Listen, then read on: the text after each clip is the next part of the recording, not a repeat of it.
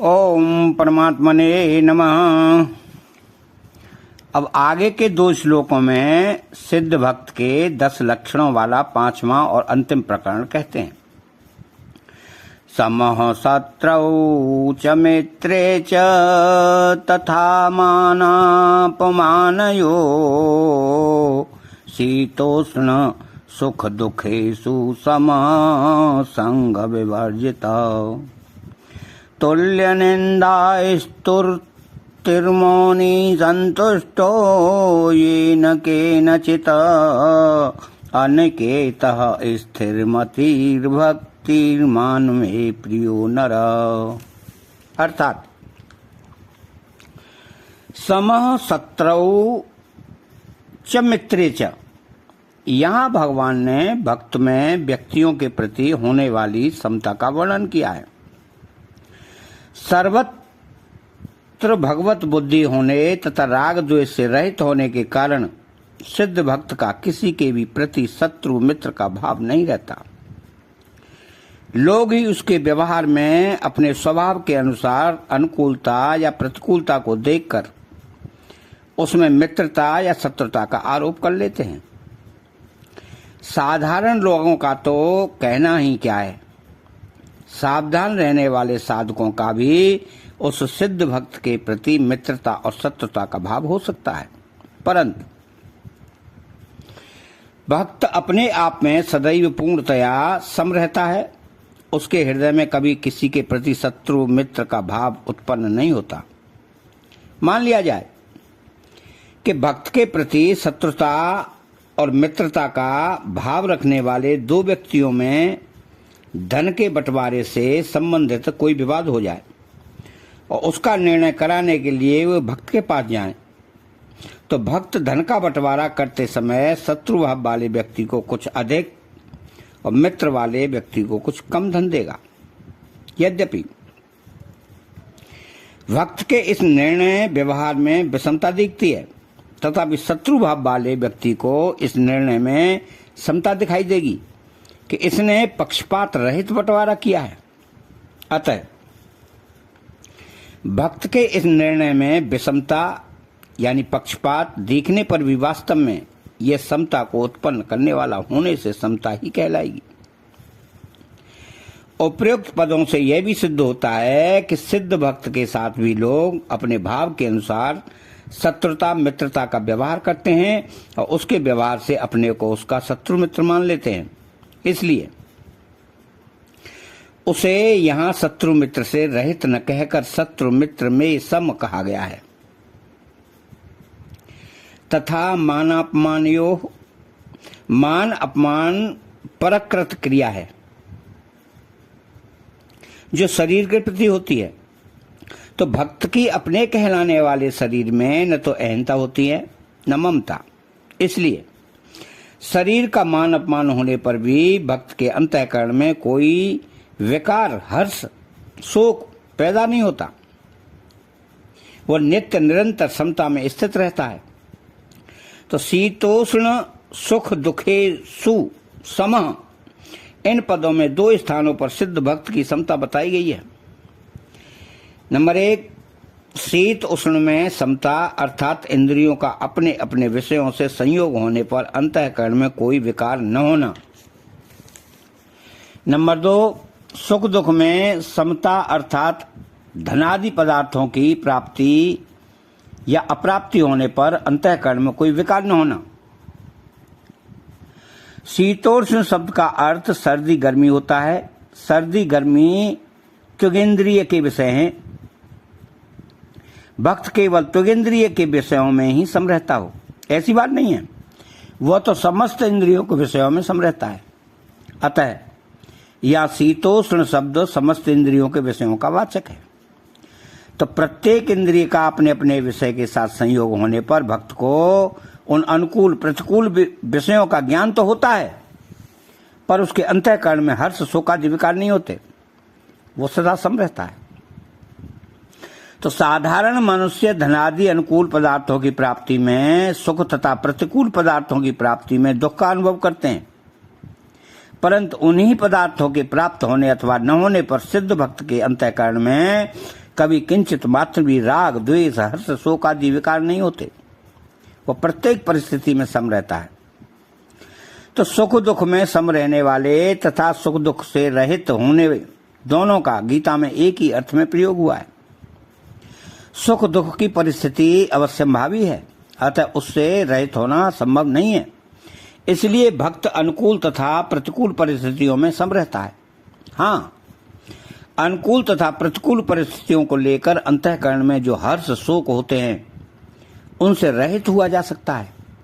इस दृष्टि से गीता में जहाँ सुख दुख में सम होने की बात आई है, वहाँ सुख दुख की परिस्थिति में सम समझना चाहिए, और जहाँ सुख दुख से रहित होने की बात आई है, वहाँ अनुकूल तथा प्रतिकूल परिस्थिति की प्राप्ति से होने वाले हर्ष शोक से रहित समझना चाहिए। संग विवर्जितः। संग शब्द का अर्थ संबंध, संयोग तथा आसक्ति दोनों ही होते हैं। तो मनुष्य के लिए यह संभव नहीं है कि स्वरूप से सब पदार्थों का संग अर्थात संबंध छोड़ सके, क्योंकि जब तक मनुष्य जीवित रहता है तब तक शरीर, मन, बुद्धि, इंद्रियां उसके साथ रहती ही हैं। हाँ, शरीर से भिन्न कुछ पदार्थों का त्याग स्वरूप से किया जा सकता है।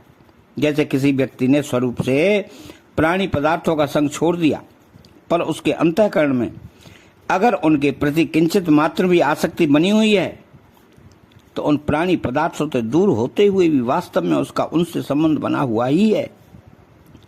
दूसरी ओर अगर अंतःकरण में प्राणी पदार्थों की किंचित मात्र भी आसक्ति नहीं है, तो पास रहते हुए भी वास्तव में उनसे संबंध नहीं है।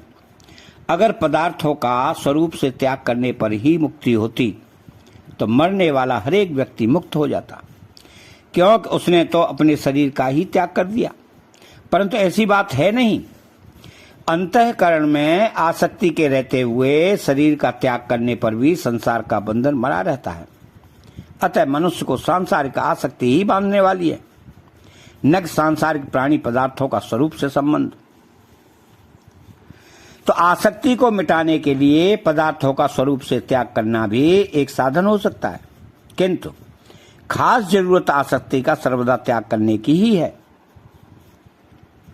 तो संसार के प्रति यदि किंचित मात्र भी आसक्ति है तो उसका चिंतन अवश्य होगा। इस कारण वो आसक्ति साधक को क्रमशः कामना, क्रोध, मूढ़ता आदि को प्राप्त कराती हुई उसे पतन के गर्त में गिराने का हेतु बन सकती है। तो भगवान ने दूसरे अध्याय के 59वें श्लोक में परम दृष्ट्वा निवर्तते पदों से भगवत प्राप्ति के बाद आसक्ति की सर्वदा निवृत्ति की बात कही है। तो भगवत प्राप्ति से पहले भी आसक्ति की निवृत्ति हो सकती है, पर भगवत प्राप्ति के बाद तो आसक्ति सर्वदा निवृत्त हो ही जाती है। तो भगवत प्राप्त महापुरुष में आसक्ति का सर्वदा अभाव होता ही है, परंतु भगवत प्राप्ति से पूर्व साधनावस्था में आसक्ति का सर्वदा अभाव होता ही है। ऐसा नियम नहीं है। तो साधनावस्था में भी आसक्ति का सर्वदा अभाव होकर साधक को तत्काल भगवत प्राप्ति हो सकती है, और आसक्ति न हो न तो परमात्मा के अंश शुद्ध चेतन में रहती है और न जड़ प्रकृति में ही। तो वह जड़ और चेतन के संबंध रूप में पन की मान्यता में रहती है। वही आसक्ति बुद्धि, मन, इंद्रियों और विषयों पदार्थों में भी प्रतीत होती है। अगर साधक के मैंपन की मान्यता में रहने वाली आसक्ति मिट जाए तो दूसरी जगह प्रतीत होने वाली आसक्ति स्वतः मिट जाएगी। आसक्ति का कारण अविवेक है। अपने विवेक को पूर्णतया महत्व न देने से साधक में आसक्ति रहती है। भक्त में अविवेक नहीं रहता, इसलिए वह आसक्ति से सर्वदा रहित होता है। तो अपने अंशी भगवान से विमुख होकर भूल से संसार को अपना मान लेने से संसार में राग हो जाता है, और राग होने से संसार में आसक्ति हो जाती है। तो संसार से माना हुआ अपनापन सर्वदा मिट जाने से बुद्धि सम हो जाती है। तो बुद्धि के सम होने पर स्वयं आसक्ति रहित हो जाता है। क्योंकि वास्तव में जीवन मात्र की भगवान के प्रति स्वाभाविक अनुरक्ति प्रेम है। जब तक संसार के साथ भूल से माना हुआ अपनेपन का संबंध है, तब तक वह अनुरक्ति प्रकट नहीं होती, प्रत्युत संसार में आसक्ति के रूप में प्रतीत होती है। तो संसार की आसक्ति रहते हुए भी वस्तुतः भगवान की अनुरक्ति मिटती नहीं। अनुरक्ति के प्रकट होते ही आसक्ति सूर्य का उदय होने पर अंधकार की तरह सर्वदा निवृत्त हो जाती है। तो ज्यों ज्यों संसार से विरक्ति होती है, त्यों ही त्यों भगवान में अनुरक्ति प्रकट होती है। यह नियम है कि आसक्ति को समाप्त करके विरक्ति स्वयं भी उसी प्रकार शांत हो जाती है जिस प्रकार लकड़ी को जलाकर अग्नि। तो इस प्रकार आसक्ति और विरक्ति के न रहने पर स्वतः स्वाभाविक अनुरक्ति भगवत प्रेम का स्रोत प्रभावित होने लगता है। इसके लिए किंचित मात्र भी कोई उद्योग नहीं करना पड़ता। फिर भक्त सब प्रकार से भगवान के पूर्ण समर्पित हो जाता है। उसकी संपूर्ण क्रियाएं भगवान की प्रियता के लिए ही होती हैं। उससे प्रसन्न होकर भगवान उस भक्त को अपना प्रेम प्रदान करते हैं। भक्त उस प्रेम को भी भगवान के ही प्रति लगा देता है। इससे भगवान और आनंदित होते हैं तथा पुनः उसे प्रेम प्रदान करते हैं। तो भक्त पुनः उसे भगवान के प्रति लगा देता है। इस प्रकार भक्त और भगवान के बीच प्रतिक्षण वर्तमान प्रेम के आदान प्रदान की लीला चलती रहती है। तो तुल्य निंदा स्तुति, निंदा स्तुति मुख्यतः नाम की होती है। यह भी परस्कृत क्रिया है। लोग अपने स्वभाव के अनुसार भक्त की निंदा या स्तुति किया करते हैं। भक्त में अपने कहलाने वाले नाम और शरीर में लेस मात्र भी अहंता और ममता नहीं होती, इसलिए निंदा स्तुति का उस पर लेस मात्र भी असर नहीं पड़ता। तो भक्त का न तो अपनी स्तुति या प्रशंसा करने वाले के प्रति राग होता है और न निंदा करने के वाले प्रति दोष होता है। उसकी दोनों में ही संबुद्धि रहती है। तो साधारण मनुष्यों के भीतर अपनी प्रशंसा की कामना रहा करती है, इसलिए वे अपनी निंदा सुनकर दुख का और स्तुति सुनकर सुख का अनुभव करते हैं। इसके विपरीत अपनी प्रशंसा न चाहने वाले साधक पुरुष निंदा सुनकर सावधान होते हैं और स्तुति सुनकर लज्जित होते हैं। परंतु नाम में किंचित मात्र भी अपनापन न होने के कारण सिद्ध भक्त इन दोनों भावों से रहित होता है, अर्थात निंदा स्तुति में सम होता है। हाँ, वह भी कभी कभी लोक संग्रह के लिए साधक की तरह निंदा में सावधान तथा स्तुति में लज्जित होने का व्यवहार कर सकता है। तो भक्त की सर्वत भगवत बुद्धि होने के कारण भी उसका निंदा स्तुति करने वालों में भेदभाव होता है, भेदभाव नहीं होता है। ऐसा भेदभाव न रहने से ही यह प्रतीत होता है कि वह निंदा स्तुति में सम है। तो भक्त के द्वारा अशुभ कर्म तो हो ही नहीं सकते और शुभ कर्मों के होने में वह केवल भगवान को हेतु मानता है। फिर भी उसकी कोई निंदा या स्तुति करे तो उसके चित्त में कोई विकार पैदा नहीं होता। तो मौनी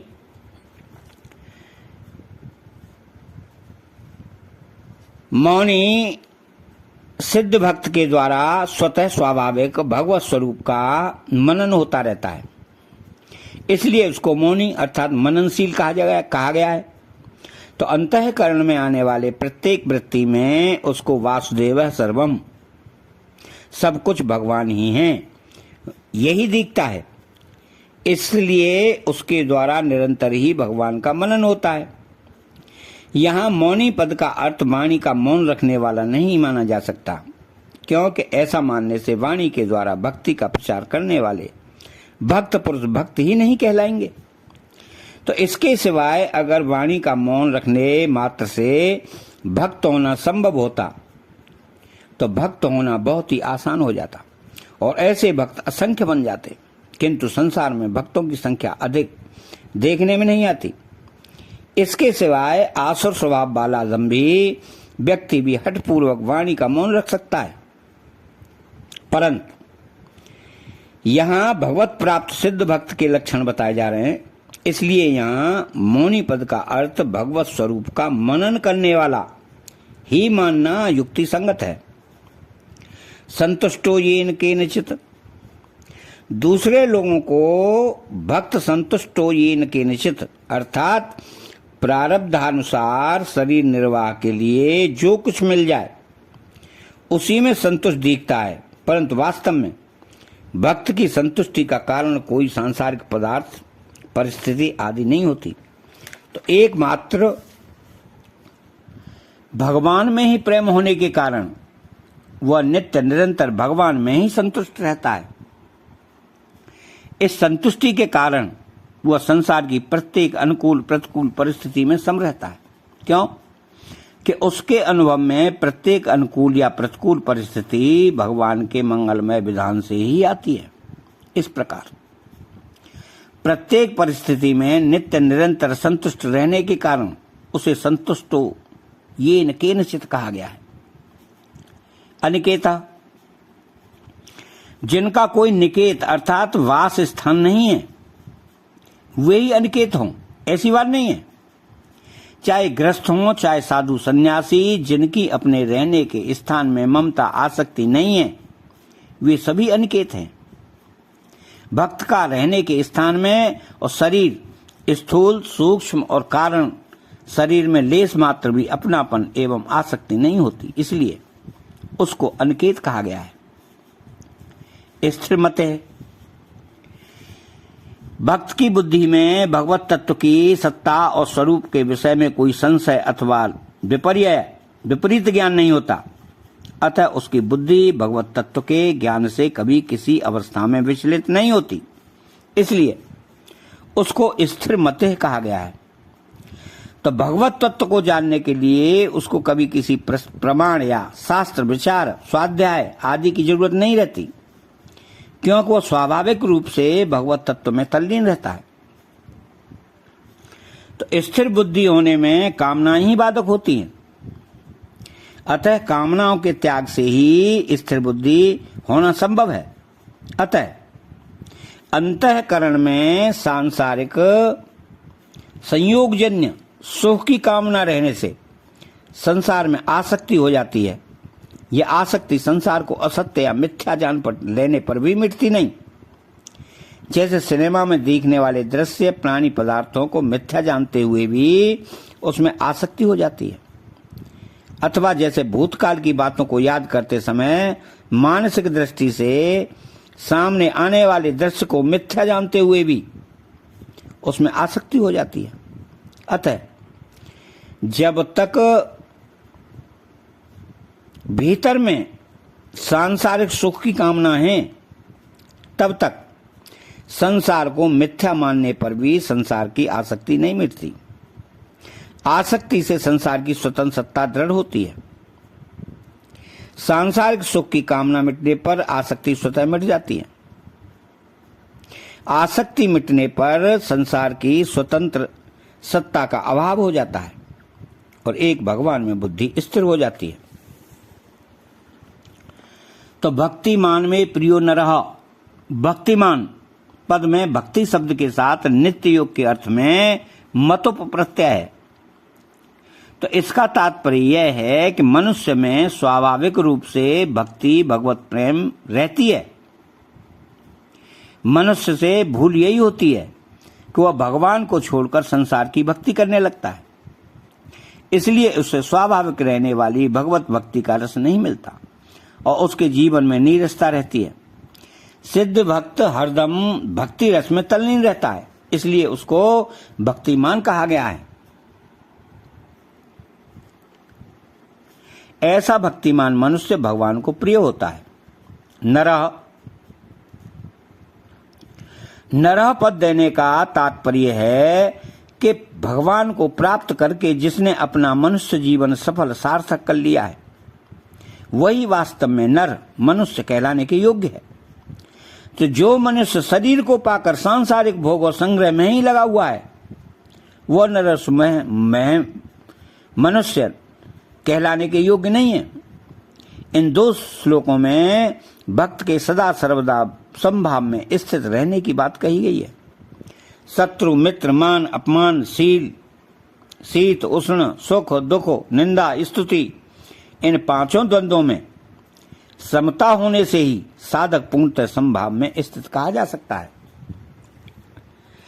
तो भगवान ने पहले प्रकरण के अंतर्गत सिद्ध भक्तों के लक्षणों का वर्णन करके अंत में यो मद्भक्त समे प्रिय कहा। दूसरे प्रकरण के अंतर्गत यह स च मे प्रिय कहा। तीसरे प्रकरण के अंतर्गत यो मद्भक्त समे प्रिय कहा और अंत में भक्तिमान यह स मे प्रिय कहा और अंतिम के अंतर्गत अंत में भक्तिमान में प्रियो नरः कहा। इस प्रकार भगवान ने 5 बार अलग अलग में प्रिय पद देकर सिद्ध भक्तों के लक्षणों को 5 भागों में विभक्त किया। इसलिए 7 श्लोकों में बताए गए सिद्ध भक्तों के लक्षणों को एक ही प्रकरण के अंतर्गत नहीं समझना चाहिए। इसका मूल कारण यह है कि यदि यह एक ही प्रकरण होता तो एक लक्षण को बार बार न कहकर एक ही बार कहा जाता और मे प्रिय पद भी एक ही बार आता। तो 5 प्रकरणों के अंतर्गत सिद्ध भक्तों के लक्षणों में राग द्वेष और हर्ष शोक का अभाव बताया गया है। जैसे पहले प्रकरण में निर्ममः पद से राग का, अद्वेष्टा पद से द्वेष का और सम सुख दुख पद से हर्ष शोक का अभाव बताया गया है। दूसरे प्रकरण में हर्षा महर्ष भयोद्वेगे पद से राग द्वेष और हर्ष शोक का अभाव बताया गया है। तीसरे प्रकरण में अनपेक्ष पद से राग का, उदासीन पद से द्वेष का और गतव्यथ पद से हर्ष शोक का अभाव बताया गया है। चौथे प्रकरण में न कांक्षति पदों से राग का, न द्वेष्टि पदों से द्वेष का, न हर्षति पद तथा न शोचति पदों से हर्ष शोक का अभाव बताया गया है। अंतिम 5वें प्रकरण में संग विवर्जिता पद से राग का, संतुष्ट पद से एकमात्र भगवान में ही संतुष्ट रहने के कारण द्वेष का और शीतोष्ण सुख दुखेशु सम पदों से हर्ष शोक का अभाव बताया गया है। तो अगर सिद्ध भक्तों के लक्षण बताने वाला 7 श्लोकों का एक ही प्रकरण होता तो सिद्ध भक्त में राग द्वेष हर्ष शोक आदि विकारों के अभाव की बात कहीं शब्दों से और कहीं भाव से बार बार कहने से जरूरत नहीं होती। इसी तरह संतुष्ट पद का तथा सम दुख सुख और समा शीतोष्ण सुखो दुखेशु सम पदों का भी सिद्ध भक्तों के लक्षणों में 2 बार प्रयोग हुआ है, जिससे सिद्ध भक्तों के लक्षणों का एक ही प्रकरण मानने से पुनरुक्ति का दोष आता है। भगवान के वचनों में पुनरुक्ति का दोष आना संभव ही नहीं। अतः 7 श्लोकों के विषय को एक प्रकरण न मानकर अलग अलग 5 प्रकरण मानना ही युक्ति संगत है। इस तरह 5 प्रकरण स्वतंत्र भिन्न भिन्न होने से किसी एक प्रकरण के भी सब लक्षण जिसमें हो वही भगवान का प्रिय भक्त है। प्रत्येक प्रकरण में सिद्ध भक्तों के अलग अलग लक्षण बताने का कारण यह है कि साधन, पद्धति, प्रारब्ध, वर्ण, आश्रम, देश, काल, परिस्थिति आदि के भेद से सब भक्तों की प्रकृति स्वभाव में परस्पर थोड़ा बहुत भेद रहा करता है। हाँ, राग द्वेष हर्ष शोक आदि विकारों का अत्यंत अभाव एवं समता में स्थित और समस्त प्राणियों के हित में रति सबकी समान ही होती है। तो साधक को अपनी रुचि, विश्वास, योग्यता, स्वभाव आदि के अनुसार जो प्रकरण अपने अनुकूल दिखाई दे उसी को आदर्श मानकर उसके अनुसार अपना जीवन बनाने में लग जाना चाहिए। तो उसी को आदर्श मानकर उसके अनुसार अपना जीवन बनाने में लग जाना चाहिए। किसी एक प्रकरण के भी यदि पूरे लक्षण अपने में न आए तो भी साधक को निराश नहीं होना चाहिए, फिर सफलता अवश्य संभावी है। इन 2 श्लोकों में भगवान ने वे ही स्थल दिए हैं जहां समता होने में कठिनता आती है। अगर इसमें समता हो जाए तो अन्य जगह समता होने में कठिनता नहीं आएगी। अपने पर कोई असर न पड़ना समता है। यद्यपि भक्त की दृष्टि में भगवान के सिवाय दूसरी सत्ता है ही नहीं, तथापि दूसरे लोगों की दृष्टि में वह शत्रु और मित्र में सम दिखता है। शत्रुता मित्रता का ज्ञान होने पर भी वह सम रहता है। तो शीतोष्ण सुख दुखेशु भक्त शरीर की अनुकूलता प्रतिकूलता में भी सम रहता है और मन बुद्धि की अनुकूलता प्रतिकूलता में भी सम रहता है। तात्पर्य है कि भक्त शरीर की अनुकूलता प्रतिकूलता, इंद्रियों की अनुकूलता प्रतिकूलता, मन की अनुकूलता प्रतिकूलता, बुद्धि की अनुकूलता प्रतिकूलता, सिद्धांत की अनुकूलता प्रतिकूलता आदि सब तरह की अनुकूलता प्रतिकूलता में सम रहता है। उसका न तो अनुकूलता में राग होता है और न प्रतिकूलता में द्वेष होता है। तो यो मद्भक्तः समे प्रियः भक्तिमान्ये प्रियो नरः आदि पदों का तात्पर्य है कि वे भक्त के कारण भगवान को प्रिय हैं, गुणों लक्षणों के कारण नहीं। गुण मुख्य नहीं है, प्रत्युत भक्ति मुख्य है। अतः चैनल को सब्सक्राइब करें, बेल आइकन घंटी को दबाएं और कमेंट बॉक्स में जय श्री कृष्णा लिखें। बोलो जय श्री कृष्णा।